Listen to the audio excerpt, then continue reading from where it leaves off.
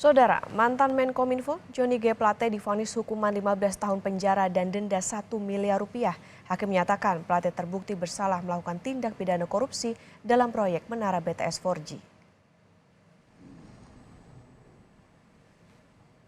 Mantan Menkominfo dinilai terbukti secara sah dan meyakinkan bersalah melakukan tindak pidana korupsi proyek penyediaan Menara Base Transceiver Station atau BTS 4G. Selain divonis 15 tahun penjara dan denda 1 miliar rupiah, Plate juga divonis membayar uang pengganti sebesar 15,5 miliar rupiah. Atas putusan ini, tim kuasa hukum Johnny Plate mengajukan banding.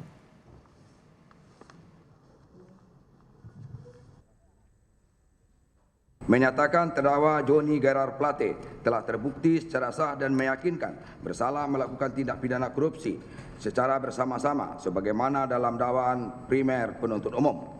2. Menjatuhkan pidana kepada terdakwa dengan pidana penjara selama 15 tahun dan denda sebesar 1 miliar rupiah dengan ketentuan apabila denda tersebut tidak dibayar akan diganti dengan pidana kurungan selama 6 bulan. Sudah 16 orang menjadi tersangka pada kasus aliran dana korupsi BTS Kominfo. Kejagung menyebut ada anggota Komisi 1 DPR RI yang juga diduga telah menerima aliran dana. Sudah 3 kali Kejagung melayangkan panggilan kepada anggota DPR itu, tetapi tidak kunjung datang untuk memberikan keterangan. Sebelumnya terdakwa Irwan Hermawan, mantan komisaris PT Solitek Media Sinergi, di persidangan menyebut terdapat aliran dana korupsi BTS ke anggota DPR.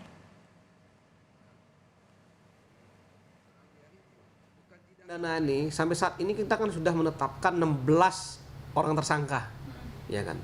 Sebagian sudah kita sidangkan, bahkan sudah ada putusan pada hari ini, ya kan. Dan yang lainnya masih dalam proses penyidikan, masih berjalan, masih 6 perkara ini.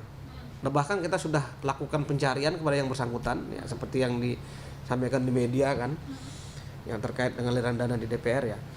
Ini 3 kali kita lakukan pemanggilan, sampai saat ini juga yang bersangkutan belum datang, dan sampai kita lakukan upaya-upaya pencarian. Dan belum kita ketemukan yang bersangkutan.